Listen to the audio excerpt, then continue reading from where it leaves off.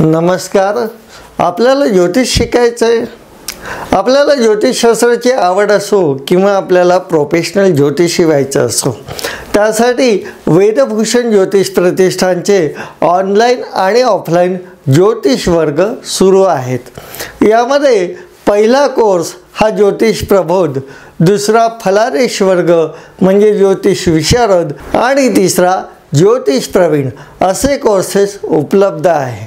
हे कोर्सेस केल्यानंतर आपल्याला उत्तम प्रकारे पत्रिका बघता येते. आपल्याला नमस्कार, सुस्वागतम. आपल्या दुसऱ्या सत्राचे जे व्याख्याते आहे ते म्हणजे ज्योतिषाचार्य डॉक्टर उदयजी कुलकर्णी यांनी व्यासपीठावर यावं. सर्वात पहिलं जे व्याख्यान होणार आहे ते ज्योतिषाचार्य डॉक्टर उदय कुलकर्णी सरांचं होणार आहे. त्यांचं मी मनपूर्वक स्वागत करतो. डॉक्टर उदय कुलकर्णी सरांचा परिचय करून देण्यासाठी येत आहे दीपाली निकम मॅडम. नमस्कार, मी दीपाली निकम. आता मी मान्य डॉक्टर श्री उदय कुलकर्णी यांचा परिचय करून देते. डॉक्टर उदय नारायण कुलकर्णी यांनी वयाच्या 16व्या वर्षापासून ज्योतिषशास्त्राचा अभ्यास सुरू केला. कैलासवासी ज्योतिष्य विनोद पंढरीनाथ काकडे यांच्या मार्गदर्शनाखाली त्यांनी ज्योतिषाचे बाळकडून मिळाले. विद्या संशोधन मंडळ नाशिक येथे त्यांनी ज्योतिषशास्त्राचे अध्ययन केले. ज्योतिष्य प्रवीण आणि ज्योतिषशास्त्री या दोन्ही पदव्या सन 2005 या वर्षी उत्तीर्ण केल्या. ठाणे येथे वेदांग ज्योतिष महाविद्यालयात वेदांग ज्योतिष या विषयात BA व MA केले. औरंगाबाद येथून पंडित न मग्गीरवार यांच्या मार्गदर्शनाखाली वास्तुशास्त्राचा डिप्लोमा पूर्ण केला. कवी कुलगुरू कालिदास संस्कृत विश्वविद्यालय रामटेक येथून डॉक्टर कृष्णकुमार पांडे यांच्या मार्गदर्शनात वेदांग ज्योतिष या विषयात त्यांनी PhD पूर्ण केलेली आहे. महाराष्ट्र ज्योतिष सभासदेचे ते आजीव सभासद आहेत. ज्योतिष अभ्यास मंडळ नवीन नाशिकचे ते संस्थापक सदस्य आहेत. कवी कुलगुरू कालिदास संस्कृत विश्वविद्यालय रामटेक येथील विस्तार सेवा मंडळावर सदस्य म्हणून ते कार्यरत आहेत. आसाम, पंजाब, दिल्ली, चेन्नई, बँगलोर तसेच भारताबाहेर America, Dubai, Abu Dhabi, Bermuda, Egypt या ठिकाणी ज्योतिष विषयक अनेक चर्चासत्र मार्गदर्शनात त्यांनी सहभाग घेतला आहे. द डेस्टिनी या ज्योतिष व वास्तुशास्त्र विषयक कार्य करणाऱ्या संस्थेत ते सध्या अध्यक्ष आहेत. धन्यवाद. धन्यवाद मॅडम. आपल्या वेदभूषण ज्योतिष प्रतिष्ठानचे अध्यक्ष ग्रंथकर्ते वेदमूर्ती भूषण रमेश महाजन यांना मी विनंती करतो त्यांनी डॉक्टर उदय कुलकर्णी सर यांचा सत्कार करावा.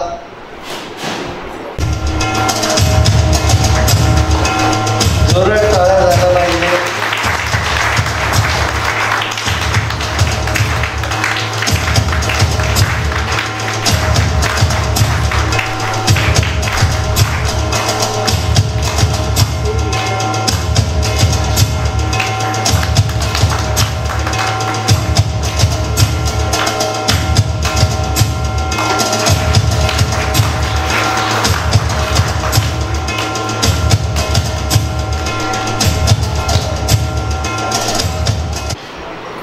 संतती आयुष्यातली एक महत्वाची गोष्ट.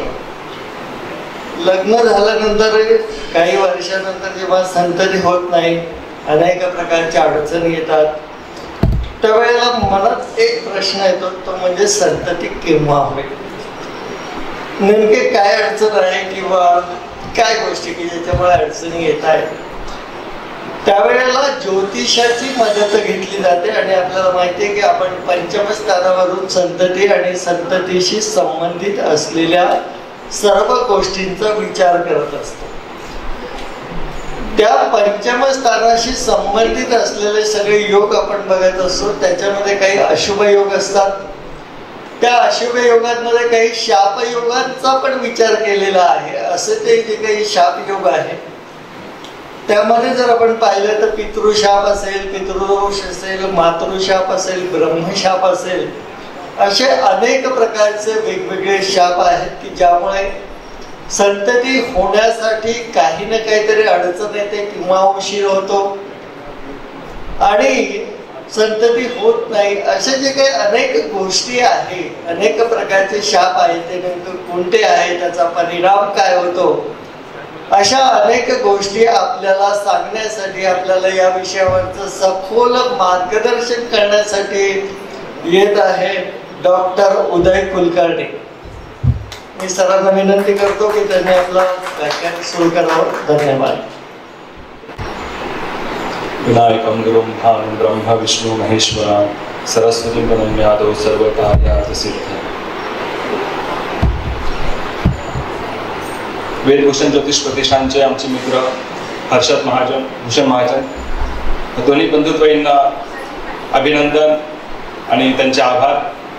त्यांनी ज्योतिष आणि याज्ञिक या विषयावर जे काही कार्य सुरू केलेलं आहे हे सगळे, जसं भगरे गुरुजींनी सांगितलं की अतुलनीय आहे. आणि त्यांच्या या कार्याचा जो प्रचार किंवा त्यांनी केलेले जे कार्याची पावती आम्हाला समोर दिसते आहे, एवढे विद्यार्थी स्पष्ट सांगायचं तर आमच्या संस्थेत पण नव्हते. असं बोलू नाही, प्रत्येकाचा एक विषय असतो, पण छान आहे. मला त्या दोघांबद्दल खूप अभिमान आहे की त्यांनी नाशिक पंचांग सुरू केलं. नाशिकच्या लोकांची एक नाशिकची विशेष जी ओळख आहे, नाशिक पंचांग हर्षद महाजनने जे सुरू केलेलं आहे दोघांनी, त्याला उत्तम प्रतिसाद मिळतो. मी स्वतःही ते वापरतो. म्हणजे माझी इच्छा आहे की नाशिकच्या लोकांनी नाशिकसाठी आणि त्यामधला विशेष महत्त्वाचा भाग जो करण, जे बघून आता इतर मोठ्या पंचांगांनी पण 2 भागात सुरू केलेले आहेत, तो एक महत्त्वाचा भाग त्यांनी जो सुरू केला होता, उल्लेखनीय बाब आहे. म्हणजे त्यांच्या या कार्याची दखल मोठ्या लोकांना पण घ्यावी लागली. अशा या महाजन बंधूंचं धन्यवाद, आभार. त्यांनी इथे 2 शब्द बोलण्याची संधी दिली. एक सर्वात महत्त्वाचं म्हणजे मी काही PDF दिलेल्या होत्या, प्रत्येकाकडे आल्या असतील तर मग म्हणजे समजा सर्वांना समजायला सोयीस्कर होईल. कोणाकडे नसेल तर आपल्या बाजूच्या व्यक्तीकडून, मित्राकडून त्या जरा बघा. आज एक छोटा विषय तुम्हाला त्यांनी सांगितला होता की ज्यावेळेस अधिवेशनाचं प्लॅनिंग चालू होतं, मला विचारण्यात आलं की उद्या कुठल्या विषयावर बोलणार. बरेच विषय होते, नक्की वास्तू आहे, ज्योतिष आहे, ज्योतिषामध्येही व्यवसाय, विवाह, माझी स्वतःची PhD विवाह या विषयावर आहे. दाम्पत्य जीवनातील सुखदुःखांचे अध्ययन या विषयावर माझी PhD आहे. संतती विषय होता. बरेच विषय आम्ही विचार करत होतो, डिस्कशन करत असताना अचानक विषय आला की अरे हे सर्व आपण अभ्यास करत असतो, परंतु किती विद्यार्थी ग्रंथांचा अभ्यास करतात का? ग्रंथ म्हणजे काय, तर आपण जे काही पुस्तकामधून शिकतो, पुस्तक आणि ग्रंथ वेगळा भाग आहे. पुस्तक जे आपण सध्या वापरतो ह्या वेगळ्या पुस्तकांमध्ये जे काही नियम आहेत ते कुठल्या ग्रंथामध्ये आहेत का? तर ग्रंथांचा विचार करताना आपल्याकडे वराह निरेचार्य यांनी बृहत जातक लिहिला आहे, बृहत संहिता लिहिलेली आहे. मंत्रेश्वराची फलदीपिका आहे, हे नाव ऐकलीत ना सर्वांनी? मंत्रेश्वराची फलदीपिका, सारावली कल्याण वर्माची, मुहूर्त मार्तांड, मुहूर्त चिंतामणी असे विशेष मुहूर्त शास्त्राचे ग्रंथ आहेत. आणि या सर्व ज्योतिष ग्रंथांचा महामेरू म्हणून एक ग्रंथ आहे ज्याचं नाव आहे बृहत पाराशर होराशास्त्र, जो ग्रंथ लिहिलाय आचार्य पराशर ऋषींनी. आणि या पराशर ऋषींनी या ग्रंथामध्ये सृष्टी निर्माण करण्यापासून, निर्मितीपासून नवग्रह जे आहेत त्या नवग्रह प्रत्येक दशावताराला एक एक विशेष ग्रह दिलेला आहे. जसं सूर्य हा रामाचं प्रतीक म्हटलेलं आहे, चंद्र यदुवंश म्हणजे यदुश्रेष्ठ म्हटलेलं म्हणजे कृष्णाचं प्रतीक सूर्य म्हटलेलं आहे, मंगळ नरसिंह यांची संबंध, असे जे प्रत्येक जे दशावतार झालेले त्या दशावताराला प्रत्येक एक ग्रह कारणीभूत आहेत. इथून सुरुवात केल्यानंतर प्रत्येक जातकाच्या पत्रिकेमधील ग्रहयोग, त्याच्यामध्ये असणारे विशेष नियम, अष्टकवर्ग हा एक महत्त्वाचा भाग. आपण वेगळं समजतो की अष्टकवर्ग ही एक वेगळी पद्धती आहे. ती वेगळी पद्धतीने ती वेदांत ज्योतिषामधलाच एक भाग आहे ज्याच्यावर 7 ते 8 प्रकरणांमध्ये अष्टकवर्गावर आचार्याने लिहिलेले आहेत. हा महत्त्वाचा भाग. स्त्री जातक अशा वेगवेगळ्या विषयांवर बृहत पाराशर होराशास्त्र या ग्रंथामध्ये महर्षी पराशरांनी विवेचन केलेलं आहे. पराशर आणि त्यांचा विद्यार्थी, त्यांचा शिष्य मैत्रेय यांच्यातील जो संवाद आहे, आणि या संवादामध्ये ज्यावेळेस मैत्रेय आचार्यांना म्हणजे पराशरांना विचारतात की हे सर्व आपण मला नियम सांगत आहात, परंतु यामध्ये सर्वात महत्त्वाचं असं म्हटलेलं आहे प्रजातंतू नाम अवच्छेद, म्हणजे काय तर आपली संतती पुढे वाढावी, आपलं कुल पुढे वाढावा, प्रजातंतूचं छेदन होऊ नये, यासाठी जो महत्त्वाचा विषय आहे संतती. या संतती संबंधाने मला काही विशेष सांगा. मग ह्या संतती संबंधाने किंवा संतती नियमन किंवा संतती होत नाही का या संदर्भाने महर्षी पराशर मैत्रेयला सांगताना शिव आणि पार्वती यांच्यातील संवादाचा उल्लेख करतात. म्हणजे काय तर हा ग्रंथ याच्या पूर्वी याच्यातले काही विशेष नियम शिवाने पार्वतीला सांगितलेले. तर आपल्याकडे पीडीएफ असेल, त्या पीडीएफ मध्ये दुसऱ्या तिसरा श्लोक दिलेले आहे बीपीएचएस पीडीएफ मध्ये. पार्वती महादेवाला विचारते की एखाद्या व्यक्तीला निसंतान योग किंवा अनापत्य योग असेल तर त्याची कारणं काय असू शकतात. तर महादेव त्याला पार्वतीला सांगतात की त्यावेळेस काही पूर्वकर्मार्जितम काही दोष असतील, म्हणजे त्या जातकाच्या पूर्वजन्मात जर काही त्याने अघटित कृत्य केले असतील, काही पाप केले असेल किंवा काही दोष असतील तर त्या दोषांचा शाप, मागील दोषाची पूर्वजन्मातील शाप त्या व्यक्तीला या जन्मात भोगावा लागतो आणि तो त्याला अनापत्य योगाने भोगावा लागतो. मग अशा अनापत्य योगाचे अनेक नियम शिव आणि पार्वती यांच्या संवादामध्ये आहेत आणि तेच महर्षी पराशरांनी त्यांचा शिष्य जो मैत्रेय याला सांगितलंय. आणि बृहत पराशर होराशास्त्र या ग्रंथामध्ये पूर्वजन्माध्याय किंवा पूर्वजन्मातील शापित दोष या प्रकरणामध्ये ते सर्व वर्णन केलेले आहे. माझी सर्वांना एक छोटीशी विनंती असेल, आज किंवा नंतर पुढे आपण जसं शास्त्री झालाय किंवा 2-3 वर्षाचा कोर्स केलेला आहे, महत्वाची जी काही 4-5 ग्रंथ आहेत ना, यातला बृहत पराशर होराशास्त्र हा ग्रंथ प्रत्येकाने घ्यावा, विकत घ्यावाच. खूप महाग आहे, 700-800 रुपयाला मिळतो. 2 पार्ट्स आहेत, तो घ्यावा. एक बृहत जातक घ्या, सारावली घ्या कल्याण वर्माची, आणि फलदीपिका घ्या मंत्रेश्वराची. आणि तुम्हाला मुहूर्ताचा खूप विशेष अभ्यास करायचा असेल तर मुहूर्त चिंतामणी घ्या. 5 ग्रंथ, जसं आपण पंचप्राण म्हणतो तसं माझ्यामध्ये तरी एक महत्वाचे 5 ग्रंथ आहेत जी ज्योतिषाने प्रत्येकाने घ्यावी आणि प्रत्येकाच्या हाताशी असावी. सांगता येत नाही आपल्याला उद्या कुठल्या विषयावर बोलावं लागेल, कुठल्या विषयावर आपल्याला सांगावं लागेल, तर याचा संदर्भ आपल्याला पाहिजे असतो. आणि संदर्भ ग्रंथातील असेल ना, त्या श्लोकासहित असेल ना, सहश्लोक असेल. वराहमिहिराचार्यांचं बृहत जातक, मंत्रेश्वराची फलदीपिका ग्रंथ आहे, मंत्रेश्वराने लिहिलं. कल्याण वर्माचं सारावली, महर्षी पराशरांचं बृहत पाराशर होराशास्त्र, आणि 5वं आहे मुहूर्त चिंतामणी. बस ही 5 घ्या, आयुष्य असंच निघून जाईल. ज्यांचा अभ्यास करता करता आयुष्य संपते. बाकीचे बरेच आहेत पण तसं काही आवश्यकता पडणार नाही. या 5 घ्या, याचा अभ्यास करा. पाराशरी वाचता वाचता आपलं टीम आयुष्य जातं. आम्ही पण पूर्ण वाचली नाही, जेवढी सिलेबसला होती तेवढंच वाचावं लागायचं. ठीक आहे. तर याच्यामध्ये पराशरांनी जे काही विशेष नियम सांगितलेले आहेत की अनापत्य योग या विषयाबद्दल बोलत असताना महर्षी अनेक वेगवेगळ्या प्रकारचे संदर्भ देतात आणि नियम सांगतात की त्या जातकाने जर पूर्वजन्मामध्ये काही दोष असतील, मग ते दोष म्हणजे काय, ज्याला आपण शापित दोष असं म्हणतो. मग पूर्वजन्मामध्ये शाप म्हटल्यानंतर किंवा एखाद्या व्यक्तीला सध्याच्या कालावधीत शाप म्हटलं की लोक घाबरून जातात, पण हे घाबरण्याचं कारण नाही. या शापांचे नियम देण्याबरोबर आचार्याने त्या शापाचा परिहार पण सांगितलेला आहे. म्हणजे असं नाही की तुम्ही शापित दोष आहे म्हणून सोडून द्या, तर त्या शापित दोषांचा परिहार काय आणि त्या शापित दोषांवर काय उपाय केल्याने तुम्हाला संतती होऊ शकते. मग ती संतती पूर्वीच्या काळात ग्रंथांमध्ये पुत्र संतती असंच म्हटलेलं आहे. आपल्याला काही त्या विषयात पडायचं नाही, पुत्र किंवा कन्या आहे दोन्ही समानच आहेत. संतती सुख प्राप्त व्हावं यासाठी कुठले उपाय करावेत हे सुद्धा त्या ग्रंथामध्ये दिलेले आहेत. जसे मी पीडीएफ आपल्या सर्वांसमोर दिलेली आहे, मी सर्वांना ती पीडीएफ ओपन करायची रिक्वेस्ट करतो. पूर्वशाप फलाध्याय नावाने बीपीएचएस बृहत पाराशर होराशास्त्राची ती पीडीएफ आहे.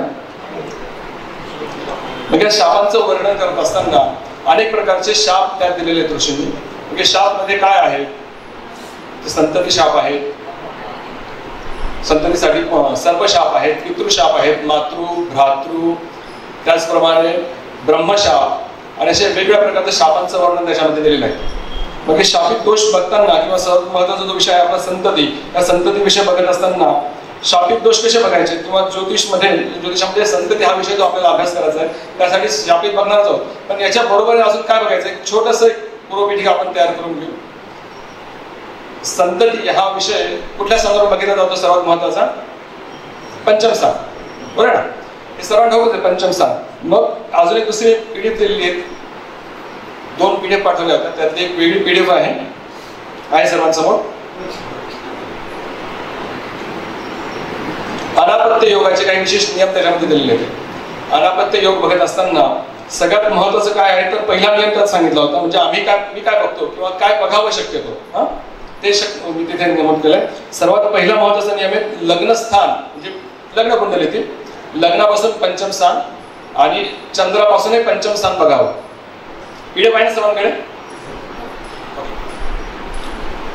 सर्वात महत्वाचं काय म्हटलं की लग्नास्थानून आणि चंद्रापासून पंचमेश बघावा. जसं आपण म्हटलंय भाव भावेश कारक वशात फलम योजय. तर लग्नापासून चंद्रापासून पंचमेश.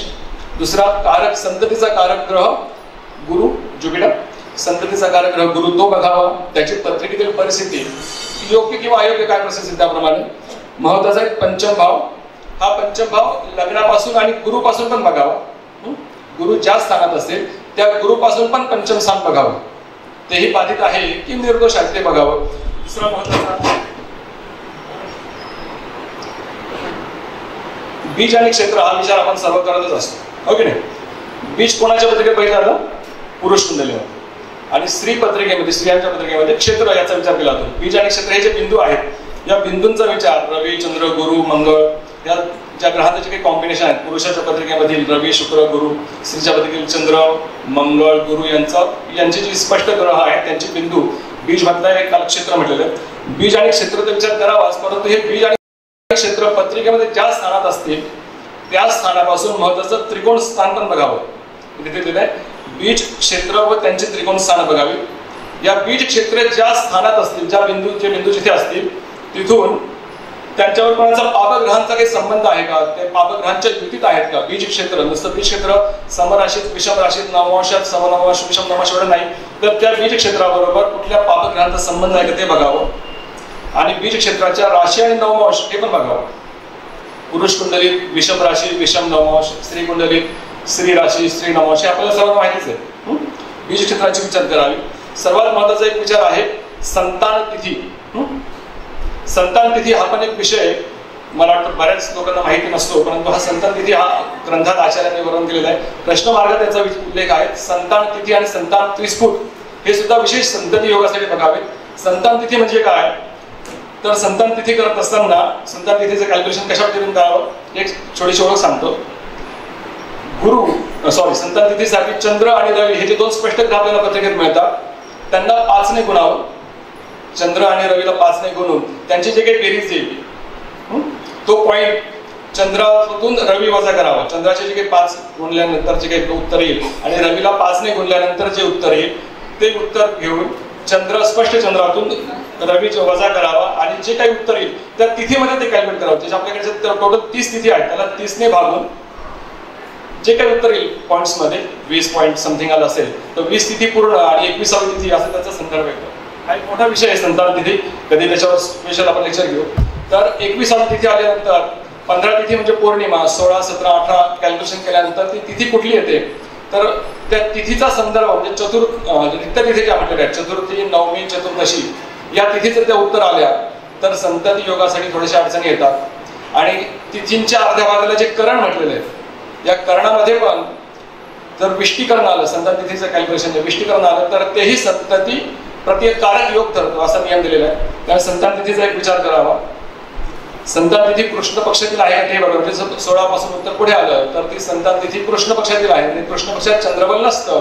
मग त्या पद्धतीने पण त्या संतान योगाचे प्रतिकार योग समजावे.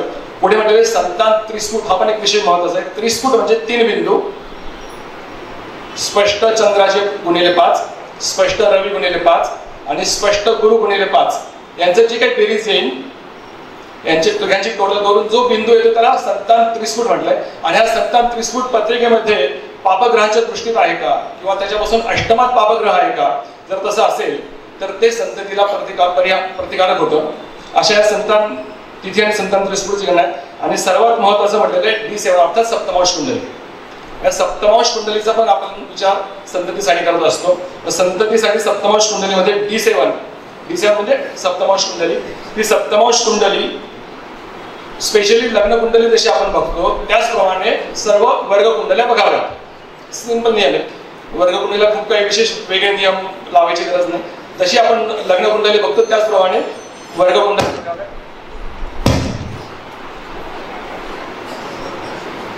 D7चा विचार करताना म्हणजे संतती संदर्भाने विचार करताना D7 मध्ये जो लग्नेश आहे D7 पत्रिकेचा जो लग्नेश आहे तो पत्रिकेत त्या D7 मध्ये 6 मध्ये आहे का, त्याचप्रमाणे D7चा लग्नेश आणि D7चे 6 आणि 8चे स्वामी म्हणजे सप्तमाश कुंडलातील षष्ठेश, अष्टमेश आणि D7चा लग्नेश यांचे परस्पराशी कसे संबंध आहेत का ते बघावं. सर्वात महत्वाचा नियम आहे D7च्या लग्नापासून त्रिकोणात सप्तमाश कुंडलीत त्रिकोणात म्हणजे पंचमात आणि नवमात जर बुध आणि शनी असेल तर ते संतती योगाला प्रतिकारक योग होतात. फक्त एकच विशेष नियम घ्या D7 मध्ये पंचमात आणि नवमात शक्यतो बुध शनी नसावेत. बुध आणि शनी आपल्याला ठाऊक आहेत नपुंसक ग्रह आहेत, त्यामुळे ते संततीसाठी प्रतिकारक ठरतात. या सर्व योगांचा विचार करताना D7 मध्ये जसं आपण बीज आणि क्षेत्र लग्न कुंडलीत बघतो तसं बीज क्षेत्र D7 मध्ये पण बघावं. D7 मध्ये पण बीज क्षेत्र बघा. आणि विशेष नियम ते PDF मध्ये मी आपल्या सर्वांना शेअर केलेलेच आहे. आरुध कुंडली हा एक महत्वाचा भाग असतो. कधी पुढे वेळ आली तर आरुध कुंडली पण आपण विशेष सर्वांना आरुध कुंडलीवर पण आपण लेक्चर घेऊ. आरुध कुंडली हा एक महत्वाचा भाग. आरूढ किंवा आरुध असे दोन विशेष नाव येतात. कोणी आरूढ म्हणतं, कोणी आरुध म्हणतं. आरूढ कुंडलीमध्ये सुद्धा बीज क्षेत्र कुठे आहे हे पण विचार करावा. आरूढ कुंडलीतील सूर्यापासून, गुरुपासून पंचमेश कुठे आहेत यांचे विशेष विचार संततीसाठी दिलेले आहेत. असे वेगवेगळ्या प्रकारचे योग संततीसाठी विशेष संतती योग होईल, संतती योग आहे की नाही यासाठी बघावे. आणि आजचा आपला सर्वात महत्वाचा विषय शापित दोष. शापित दोषांमध्ये सर्पशाप हा जो काही विषय आपण बघत आहोत सर्वात महत्वाचा आहे सर्पशाप. सर्पशापांमध्ये अनेक प्रकारचे विशेष नियम दिलेले आहेत. कुठला ग्रह सर्पशापासाठी कारणीभूत असू शकेल काही सांगता येईल? राहू म्हटलं का ड्रॅगन सेट सर्प, काल आणि सर्प त्याची आधी प्रत्येक देवतात. मग या राहूचा विचार पंचम स्थानाशी संबंधित कसा आहे हा विशेष विचार त्याच्यात दिलेला आपल्या समोर जी PDF आहे त्या PDF मध्ये म्हटलेले आहे. बृहत्पराशर होराशास्त्र ग्रंथाची PDF मध्ये वेळ गेला पण त्यापासून 3 वर्षामध्ये जुळी संतती झाली. जुळी मुलंच आहे, दोन्ही मुलं आहेत. आजही त्या घरात त्या सर्पाचं विशेष पूजन केलं जातं. त्या मुलांनाही करायला लावलं जातं. त्याच्या कृपेने आपला वंश पुढे चालला आणि ते मुलं लहान मुलं आहेत तेही करतात, काही प्रश्न नाही. म्हणजे हा उपाय मगाशी म्हटलं की उपाय केल्यानंतर त्याचे परिणाम मिळत आहेत का, तर मी तिथे स्पष्ट म्हटलं की जुळी संतती नागपूजन केलं तसं नोट केलं की नागपूजनाने त्यांना जुळे मुलं झाले, अपत्य झाले, वंशवृद्धी झालेली. पुढचा एक महत्वाचा विशेष दिलेला नियम पितृशापाची एक पत्रिका दाखवली. पितृस्थाने थिपे पुत्रे पुत्रेशे वापी कर्मगे पुत्रे लग्नेश पापाढ्ये पितृशापात सुतक्षया. पितृशापासाठी महत्वाचा ग्रह कुठला आहे? रवी. आणि स्थान आहे दशम स्थान वडिलांसाठी. नवम दशम असं दोघांच्या स्थानाचा संबंध येतो. मी यामध्ये काय दिलेलं आहे नियम काय म्हणतो की दशमेश आणि पंचमेश हे ग्रह एकमेकांच्या राशीत असून पंचमात व लग्नात पापग्रह असता पितृशाप होतो. इथे बघा या पत्रिकेमध्ये पंचमेश आणि दशमेश, पंचमेश गुरु आणि दशमेश शुक्र, या गुरु शुक्राचं परिवर्तन झालेलं आहे. दोन्ही एकमेकांच्या राशीत आहेत. गुरु वृषभेत, शुक्र मीनेत. पंचमात व लग्नात पापग्रह, इथे पंचमात शनी आहे आणि लग्नात केतू आहे. हे दोन्ही पापग्रह पंचमात पण आहेत आणि एक लग्नात पण आहेत. तर या व्यक्तीच्या पत्रिकेला पितृशाप दोष लागला. पितृशाप दोषाचा परिहार जो सांगितलेला आहे तो परिहार केला. पितृशापासाठी वडिलांशी चांगला वागावा असं पण म्हटलेलं आहे. वडिलांचं रिस्पेक्ट करावा. व्यक्ती करतोय पितृशापाचे दोष परिहार करण्यासाठी विधी पण केला. एक मुलगी झाली, आता 4 वर्षाची आहे. छान. असं काही नाही की होणार नाही. मुलगा एक संबंध, आपल्याला काही प्रश्न तसं म्हणायचं नाही, सांगायचं पण नाही. तर या व्यक्तीच्या पत्रिकेत पितृशाप होता आणि ह्या उपायांनी वडिलांचे रिस्पेक्ट आणि तिचे काही उपाय दिलेले आहेत नंतर त्या उपायाने त्याला मुलगी पण झाली पण पितृशाप होता आणि त्याप्रमाणे आपण पुढे गेलो. दुसरा एक चौथी पत्रिका दाखवली त्याच्यामध्ये त्याही व्यक्तीच्या पत्रिकेत पितृशाप आहे. 25 एप्रिल 82 सकाळी 3:10 भोपाळचा जन्म आहे. ही स्त्री कुंडली आहे आणि या स्त्रीच्या कुंडलीमध्ये जो काही पितृशाप लागलेला आहे या पितृशापाने उपाय त्यांनी फार नंतर केलेत, माहीत नाही केले की नाही आपण सांगितले होते. पण यांना दोन्ही मुलीच आहेत. या व्यक्तीला, या स्त्री जातकाला 2 मुली झालेल्या आहेत. त्यांची इच्छा होती मुलासाठी. आपण स्पष्ट सांगितलं होतं की मुलगा ठीक आहे प्रयत्न करत राहावे. पण या व्यक्तीला 2 मुली झाल्या. ठीक आहे, दोन्ही सुखी आहेत, मुलगी पण चांगली आहेत आणि हे जातक पण चांगले आहेत. विशेष काय तर या पत्रिकेत पितृशाप जो आहे त्या पितृशापाचा नियम त्या ठिकाणी लागला आणि पुढे वंश वृद्धीसाठी थोड्याशा अडचणी येतात. सर्वात महत्वाचा 5वी पत्रिका बघा. याच्यामध्ये नुसतं लग्न कुंडली नाही तर नवमाश कुंडलीचा पण एक विचार करायला लावलेला आहे पितृशापासाठी. पंचमेश 6, 8, 12, पंचमेश षष्ठ, अष्टम, द्वादश स्थानात चंद्र पापग्रहाच्या नवमांशात असेल, त्याचप्रमाणे लग्नात किंवा पंचमात पापग्रह असता मातृशाप म्हटलेलं आहे. मातृशापासाठी कुठला ग्रह महत्वाचा आहे? चंद्र. चंद्र मातृकारक आहेत. या ठिकाणी त्यांनी दिलेले आहेत मातृशापासाठी. सगळ्यात पहिले तर पंचमेश बघायचा, जो पंचमेश 6, 8, 12, पंचमेश गुरु या पत्रिकेमध्ये लग्न कुंडली व्ययस्थानात 12व्या स्थानात आहेत. चंद्र जो आहे तो चंद्र पापग्रहाच्या नवमांशात. नवमांश कुंडलीमध्ये चंद्र कोणाच्या नवमांशात आहेत? मेष नवमांशात आहे. मेष नवमांशात म्हणजे मंगळाच्या नवमांशात जो चंद्र पापग्रहाच्या नवमांशात आहे. लग्नात आणि पंचमात पापग्रह आहेत. मूळ पत्रिकेत लग्नात मंगळ आणि पंचमात राहू हा मातृशाप योग आहे. मातृशाप योग या जातकाची आई लहान असतानाच गेली. मातृशाप लागला, अजून संतती नाही. का गेली, कशी गेली, आईच्या काही इच्छा अपूर्ण होत्या का, जातक लहान होता त्यामुळे त्याला काहीच माहित नाही, घरचं कोणी सांगायला नाहीये, अजून संतती नाही. मातृशापात सुतक्षय हा पत्रिकेतील काही ग्रहयोग असतील. जन्माच्या वेळेस आई होतीच, मग काय आहे तर हा मातृशाप लागला. कदाचित पूर्वजन्मातील काही पापग्रहांच्या दोषामुळे असतं तर मातृशाप. आणि एक शेवटची महत्वाची कुंडली दुसरी 6वी कुंडली, ही पण एक महत्वाची कुंडली बघा. याच्यात असं म्हटलेलं आहे पंचमेश 6, 8, 12 लग्नेश नीच राशीमध्ये, पंचमेश शनी 12व्या स्थानात, लग्नेश बुध मीनेचा नीच राशीमध्ये, चंद्र पापग्रहांनी युक्त किंवा दृष्ट असता मातृशाप समजावा. चंद्र जो आहे तो चंद्र तुळेत 2व्य स्थानात मंगळाच्या दृष्टीमध्ये आणि शनीच्या पण दृष्टीमध्ये पापग्रहांनी युक्त किंवा दृष्ट. हा चंद्र इथे पण बिघडलाय, पंचमेश पण बिघडलाय. हा मातृशाप योग आहे. जातक एकदम हुशार आहेत, शिक्षणासाठी घरापासून दूर राहत होता, शिक्षण चांगलं झालं, अमेरिकेत चांगली नोकरी लागली, अमेरिकेत चांगल्या नोकरीत असताना इंडियन मुलीशी लग्न झालं, अफेअर होतं, लग्न झालं, 10 वर्ष झाले संततीच नव्हती. 10 वर्ष झाले संतती नव्हती, 11-12 वर्ष संतती झाली. आणि संतती झाल्यानंतर मुलाच्या ज्या दिवशी वाढदिवस होता, पहिला वाढदिवस, त्या पहिल्या वाढदिवसाला बायको पुन्हा घेऊन घरी निघून गेली, डिवोर्स. एकच वर्ष फक्त संतान सुख काही जास्त. मुलगा होता, सर्पशाप, मातृशापात सुतक्षय हा. एकतर 10 वर्ष संतती सुख नव्हतं, खूप उपाय केलेत, खूप विधी केलेत, डॉक्टरची ट्रीटमेंट घेतली आणि बरेच गोष्टी झाल्यात, कुठे सक्सेस मिळाला नाही. 10 वर्षानंतर अचानक गुड न्यूज आली, संतती मुलगा झाला आणि मुलाच्या पहिल्याच वाढदिवसाला बायको घरी, ती आता आली इंडियात, तो अमेरिकेत. मुलाला बघता बरं नाही, कोर्ट केस झाली, अमेरिकेत कोर्ट केस जिंकला, ती इंडियात आहे त्यामुळे इंडियात जाऊ शकत नाही, खलास. तर हा मातृशाप. सगळ्यात महत्त्वाचं काय तर सांगायचा उद्देश हाच आहे की आपल्याकडे जातक जो त्रासलेला आहे, दुःखी आहे, त्याच्या पत्रिकेत हे योग शोधावेत आणि आपलं काम आहे त्याला योग्य ते मार्गदर्शन करावं. त्यामुळे त्याच्यात जे काही उपाय दिलेले ते उपाय पण करावेत. आणि सर्वात महत्त्वाचा एक शेवटचा टॉपिक, कुठला ग्रह जर संततीला प्रतिकारक असेल तर त्या ग्रहासाठी काय विशेष उपाय करावे, शेवटच्या चार्टमध्ये दिलेले आहे. सगळे उपाय तुम्हाला लक्षात राहतील नाही राहतील पुढे अभ्यास झाल्यानंतर तुम्ही प्रॅक्टिस करा, व्हेरी गुड. उपाय लावले तर चांगलंच आहे, नाहीच काही एक इन शॉर्ट एका चार्टमध्ये दिले. जर संतती बंद आले, जर प्रतिकारक ग्रह बुध किंवा शुक्र असेल तर कुठल्या देवीचं पूजन करावं, शिवपूजन म्हटलेलं आहे. हे विथ रेफरन्स आहे, हे काही माझ्या मनाचं नाही, ग्रंथात रेफरन्स आहे आणि त्याप्रमाणे हा चार्ट मी फक्त तुमच्या समोर ठेवलेला आहे. बुध आणि शुक्र जर खराब असतील किंवा त्यांच्यामुळे जर बीज क्षेत्र किंवा D7 नवमाश लग्न कुंडली याच्यामध्ये जर समजा बुध शुक्रामुळे संततीला अशुभ योग असतील तर कुठल्या देवतेचं पूजन करावं, शिवाचं पूजन करावं. गुरुचंद्रासाठी संतान गोपाल मंत्र जप करायला लावलाय.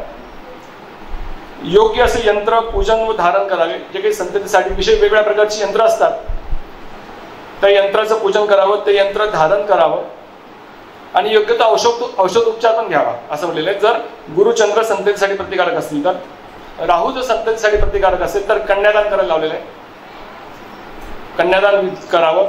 सूर्य असेल तर महाविष्णूचं पूजन करावं असं म्हटलेलं आहे. मग महाविष्णूसाठी विष्णू याग किंवा जे काही आपल्याला पद्धतीने जमतील विष्णूचं पूजन, सुदर्शन याग अशी विधी करावे. मंगळ शनी जर पत्रिकेमध्ये संततीसाठी प्रतिकारक असतील तर त्यासाठी रुद्रीय पाठ, लघुरुद्र, महारुद्र, अतिरुद्र असे रुद्राचे पाठ करावे. आणि सर्व ग्रहांची बाधा किंवा इतर कुठली बाधा दिसत नसेल आणि नुसती बाधा असेल तर सर्व बाधांसाठी सर्वात महत्त्वाचं हरिवंश पुराणाचं पठण किंवा श्रवण करा. हरिवंश पुराण एक महत्त्वाचं पुराण आहे ज्यामध्ये संतती प्रतिकारक योग त्यासाठी नियम पण दिलेले आहेत. ते योग लागले तर हरिवंश पुराणाचं पठण करावं. संतती होत कन्यापुत्र आपल्या तशी विषय नाही, संततीसाठी हरिवंश पुराणाचं पठण अवश्य करावं. तर असे महत्त्वाचे योग संततीसाठी कर्सेस म्हणतात. कर्सेस म्हणजे शाप, पूर्वजन्मातील शाप आणि त्याचे योग आणि त्याचा परिहार सुद्धा आचार्याने आपल्याकडे दिलेला आहे. जसं काही बगरे गुरुजींनी सांगितलं की तुम्ही नुसतं 2 वर्ष 3 वर्ष झाले शास्त्री झालं तेवढंच नाही, तर पुढे निरंतर शिक्षण चालू असलं पाहिजे. निरंतर शिक्षण चालू ठेवा. शास्त्री झाल्यानंतर बरेच कोर्सेस अवेलेबल आहेत. इग्नूमधून कोर्सेस आहेत, कालिदास विद्यापीठात कोर्सेस आहेत. ज्या ठिकाणी मिळेल त्या ठिकाणी निरंतर शिक्षण चालू ठेवावं आणि ग्रंथ आपल्या जवळ ठेवावेत. त्याचं वाचन कधीतरी जसं गुरुजी म्हटले सकाळी की 50 पानं तरी वाचावी, निदान 5 तरी पानं वाचा. ग्रंथातील 5 तरी पानं वाचा. लाईफ सुधरेल, आयुष्यावर मागे बघायची गरज पडत नाही. काही अडचण आहे, काही डाऊट आहे, काही प्रश्न असतील तर प्रश्न घेऊ, अन्यथा थांबूया. काही शंका? वेदभूषण ज्योतिषपीठांचे हर्षद महाजन, भूषण महाजन सरांनी बोलण्याची संधी दिली याबद्दल मी त्यांचे आभार मानतो. धन्यवाद. Thank you so much. धन्यवाद सर. सरांनी अतिशय सुंदर, अतिशय चांगल्या पद्धतीने सर्व प्रकारचे संततीशी संबंधित असलेले योग, मग त्यामध्ये असलेले सगळे शापयोग किंवा कुठल्या ग्रहाचा नेमका काय परिणाम होतो ते आपल्याला एकदम अतिशय चांगल्या पद्धतीने, सोप्या पद्धतीने समजून सांगितलंय. सरांचे विशेष आभार.